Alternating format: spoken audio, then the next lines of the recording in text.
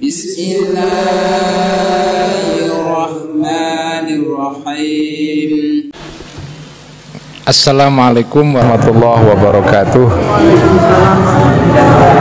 Bismillahirrahmanirrahim. Alhamdulillahirabbil alamin wassalatu wassalamu ala asyrafil anbiya'i wal mursalin sayyidina wa habibina wa maulana wa qurrati a'yunina Muhammadin wa ala alihi wa ashabihi wa man tabi'ahum bi ihsanin ila yaumiddin. Rabbi shrah li sadri wa yassir li amri wa hlul 'uqdatam min lisani yafqahu qawli. Rabbi zidna ilma wa rizqna fahma, amin ya rabbal alamin. Amma ba'du. Teman-teman semua, mari kita mulai ngaji ini dengan hadiah Al-Fatihah seperti biasa. Pertama kepada junjungan kita Nabi besar Muhammad SAW, kepada para istri-istrinya, sahabat tabi'in, tabi'ut tabi'in, kepada awliya, asyuhada, as-salihin, al-mu'allifin wal musannifin, terutama kepada Hujjatul Islam Abi Hamid Al-Ghazali qaddasallahu sirrah wa nawwara dhariqah wa dambarakati wa nafa'ana bi'ulumih. Juga kita hadiahkan Al-Fatihah kepada para pendiri Jamiah Nahdlatul Ulama dan Jamiah Islam yang lain. Wabil khusus kita hadiahkan kepada Hadratus Syekh Hasyim Asy'ari dan juga para muassis NU yang lain, Ki Wahab, Ki Bishir Sansuri, Mbak Wahid, Gus Dur, Ki Maksum, juga kepada Mbah Abdullah Salam, Ki Sal Mahfud. Hadiah Al-Fatihah untuk ayah saya Ki Abdullah Rifai, emak saya Ibu Nyai Salamah, dan Ibu Nyai Fatmah, kepada para guru-guru kita, saudara-saudara kita. Lahum jami'an Al-Fatihah. A'udzubillahi minasyaitonirrajim. Bismillahirrahmanirrahim. Alhamdulillahirabbil alamin arrahmanir rahim maliki yaumiddin iyyaka na'budu wa iyyaka nasta'in ihdinas siratal mustaqim siratal ladzina an'amta 'alaihim ghairil maghdubi 'alaihim waladdallin amin. Bismillahirrahmanirrahim. Qala al-muallif rahimahullahu ta'ala wa nafa'ana bihi wa bi 'ulumihi fid dharain amin.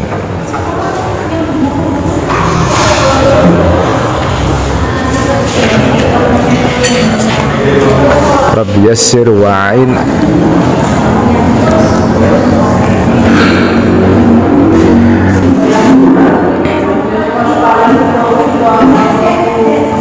Wa fil khabari, dan di dalam sebuah hadis mauqufan, dalam keadaan hadis ini mauquf, artinya mauquf itu hadis yang tidak dinisbahkan kepada Kanjeng Nabi. Jadi kalau ada sahabat mengatakan sebuah hadis ya, tetapi tidak dikatakan bahwa Nabi mengatakan ini, itu namanya hadis yang mauquf ya. Wa marfu'an, dan dalam keadaan marfu, artinya seorang sahabat mengatakan sebuah hadis yang dinisbahkan kepada Kanjeng Nabi. Jadi sahabat itu kan kadang-kadang ketika menceritakan hadis itu ada sebagian besar para sahabat itu ketika menceritakan hadis mengatakan ini kata Kanjeng Nabi. Itu namanya hadis marfu ya. Hadis yang di dalamnya sahabat mengatakan qala Nabi sallallahu alaihi wasallam. Misalnya an Abi Hurairah qala Rasulullah sallallahu alaihi wasallam, itu namanya hadis marfu. Tetapi kalau ada hadis di mana sahabat itu tidak mengatakan qala Rasulullah ya, tapi itu seolah-olah kata dia, tetapi tidak mungkin perkataan sahabat ini perkataan dia. Ini kemungkinan besar adalah ya dari Kanjeng Nabi. Misalnya hadis ini berkaitan dengan masalah ghaibiyat, masalah alam gaib ya, surga neraka, kan nggak mungkin sahabat itu berpendapat sendiri. Tidak mungkin kalau sahabat berbicara mengenai masalah ghaibiyat itu berasal dari dirinya sendiri, pasti berasal dari Kanjeng Nabi. Tetapi mereka tidak mengatakan Kanjeng Nabi mengatakan begitu. Nah, itu namanya hadis mauquf itu ya.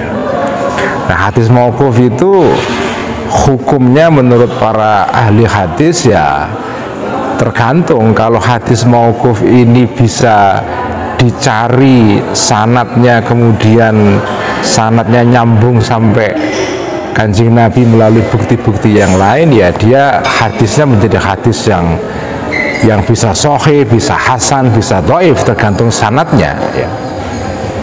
Tetapi kalau misalnya hadis ini tidak bisa dibuktikan nyambung kepada Kanjeng Nabi, yaitu hadis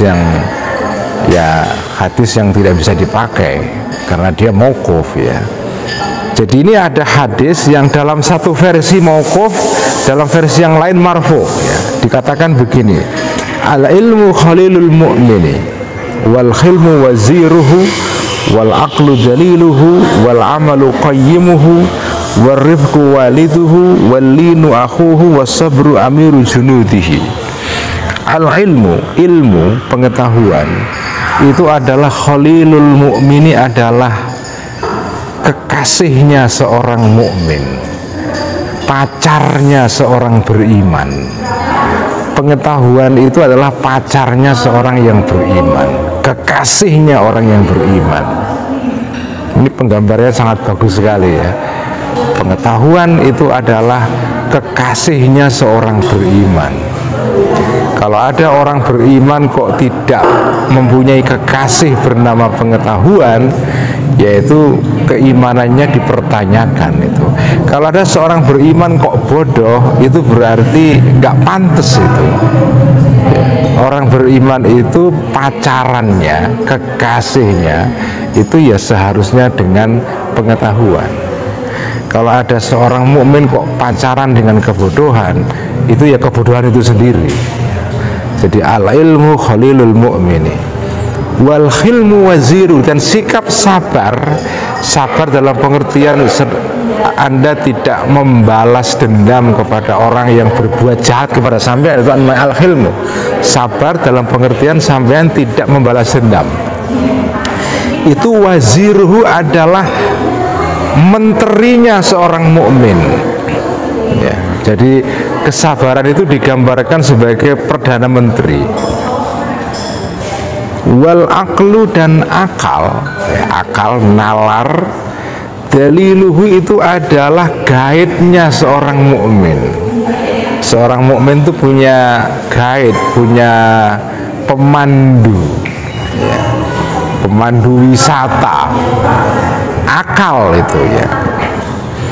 Wal amalu, dan tindakan amal ya, karena ilmu itu kan ada gandengannya, yaitu amal, tindakan itu adalah qayyimuhu, adalah pengawasnya seorang.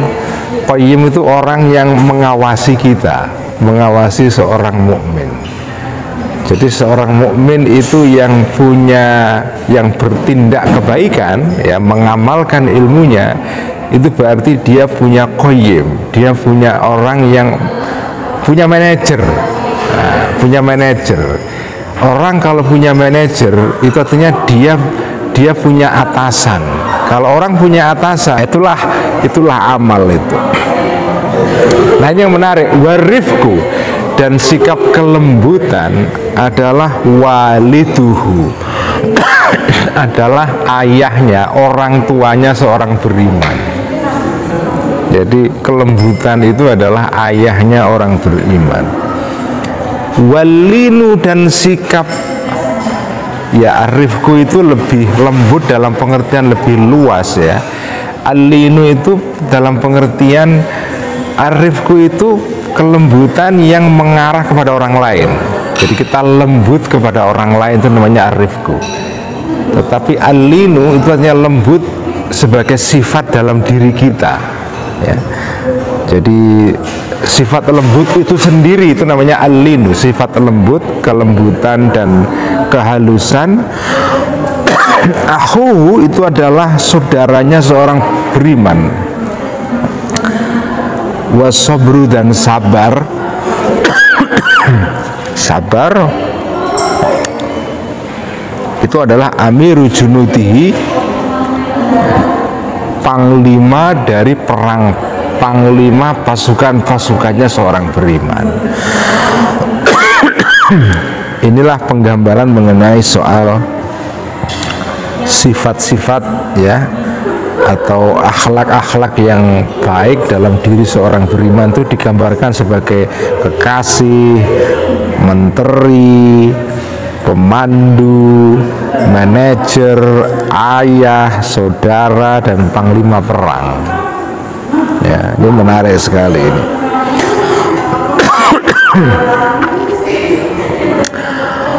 Waqala, dan berkata ba'duhum, sebagian dari sebagian dari para ulama ya, ulama tasawuf. Karena kalau sudah berbicara mengenai ulama dalam konteks ihya ini ya ulama tasawuf, bukan ulama fikih atau ya ulama tasawuf, atau yang dalam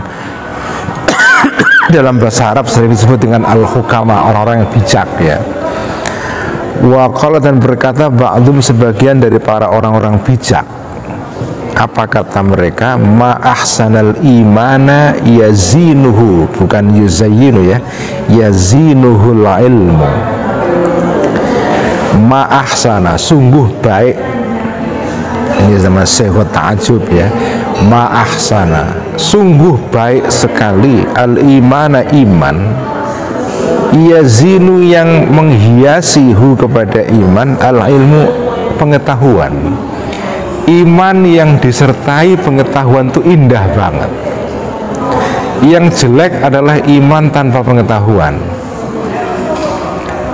Jadi kepercayaan yang landasannya pengetahuan itu indah, tetapi kalau kepercayaan tanpa disertai dengan pengetahuan itu bisa menimbulkan fanatisme, menimbulkan tindakan-tindakan ceroboh, bodoh, dan seterusnya. Sesuatu atau masalah yang menjadi problem kita saat ini ya, hari-hari ini kita berhadapan dengan banyak orang-orang beriman tanpa pengetahuan, atas nama iman melakukan tindakan-tindakan yang justru mencederai iman ya, banyak itu. Iman yang indah adalah iman yang disertai pengetahuan. Iman yang tidak disertai pengetahuan itu tidak indah banget, tidak indah banget, jelek banget ya. Iman yang tanpa pengetahuan itu jelek banget. Ini saya jadi ingat kata-kata dari Profesor Khalid Abdul Fadl ya. Profesor Khalid Abdul Fadl ini seorang alim dan sarjana Islam yang sekarang mengajar di UCLA ya, dan punya pesantren di California, di Los Angeles, namanya Usuli Institute ya. Itu banyak ngaji-ngajinya, pengajiannya di YouTube ya, silakan dicek di Usuli Institute. Itu di situ banyak pengajiannya Profesor Khalid Abdul Fadl. Nah, Profesor Khalid Abdul Fadl itu alim sekali, dia ahli fikih, ahli pemikiran Islam, ahli mengenai HAM dan seterusnya, alim sekali. Nah, dia pernah mengatakan bahwa sekarang ini kita melihat dua model orang Islam. Orang Islam yang indah, yang dia sebut beautiful Islam, Islam yang indah, dan ada Islam yang ugly Islam, Islam atau orang Muslim yang jelek, yang tidak menarik sama sekali. Nah, kalau kita kaitkan dengan ini, kebijak atau kata bijak dari sebagian sufi ini persis ini. Muslim yang indah adalah Muslim yang beriman dengan pengetahuan. Muslim yang ugly, yang buruk, yang tidak menarik sama sekali dilihat adalah seorang Muslim yang imannya tidak dibarengi dengan pengetahuan. Ma ahsanal imana yazinuhul ilmu, wa ma ahsana al ilma, dan sungguh indah al ilma terhadap ilmu, yazinu, yang atau bukan yang ya, yazinu di sini tarkibnya adalah sebagai hal ya, atau yazinu bisa juga tarkibnya ini menjadi istinaf ya, tanpa la mahalla lahu minal i'rab. Yazinu menghiasi atau dalam keadaan menghiasi hu kepada ilm al-amalu amal. Pengetahuan yang disertai dengan amal itu juga indah. Jadi ilmu yang dibarengi dengan amal itu juga indah. Yang tidak indah adalah kalau ilmu tanpa amal. Itu tidak indah banget itu. Nah, seterusnya wa ma ahsanal amala, dan sungguh indah amal tindakan, yazinu yang menghiasi hu kepada amal arifku kelembutan. Amal yang dibarengi kelembutan itu juga indah, karena amal yang tidak disertai dengan kelembutan itu juga menjengkelkan juga ya. Wa ma udhifa, dan tidak ditambahkan syai'un sesuatu ila syai'in kepada sesuatu yang lain. Tidak ada sesuatu yang kalau ditambahkan menjadi bagus sekali ya, itu mithla khilmin, seperti kesabaran ila ilmin ditambahkan kepada ilmu. Tidak ada sesuatu yang ditambahkan kepada sesuatu yang lain yang lebih indah ya, seperti ditambahkannya kesabaran terhadap pengetahuan. Karena cirinya orang-orang yang punya pengetahuan itu adalah tidak sabar. Itu penyakitnya orang yang punya pengetahuan banyak. Orang yang pinter itu ciri-cirinya salah satunya, jebakan dan godaan orang pinter adalah nggak sabar. Nggak sabar melihat orang lain bodoh. Itu penyakit orang pinter. Makanya orang pinter itu kalau nggak belajar pedagogi dan cara mengajar itu berat itu, karena dia merasa dirinya itu menjadi standar semua orang. Orang itu dikira berpikir cepat seperti dia. Kalau dia ngajar orang lain ke orang lain ini lambat dongnya, marah sekali dia, karena dia menganggap saya aja cepat belajar kok ini orang lain kok belajar kok lambat. Dia nggak sabar dia. Jadi jebakan orang alim adalah dia nggak sabar. Juga orang yang pinter biasanya tidak sabar melihat realitas yang kenyataan yang centang perenang, yang bobrok, yang jelek. Karena itu orang pinter melihat realitas yang tidak sesuai dengan pengetahuannya itu frustrasi, itu nggak sabar itu. Itulah penyakitnya orang pinter itu.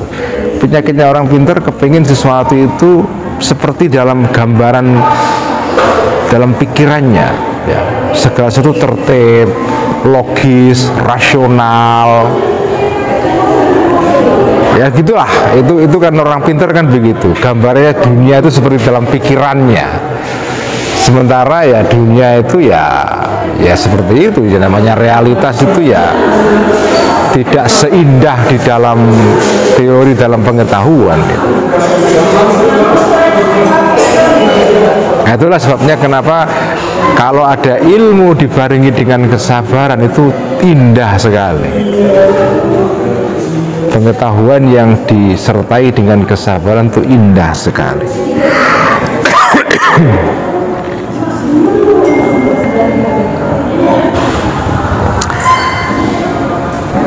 Nah, kita sekian saja ngaji Ihya. Semoga kita bisa mengamalkan ajaran kitab ini. Semoga kita bisa dapat berkah dari kitab Ihya. Sekian, wassalamualaikum warahmatullahi wabarakatuh.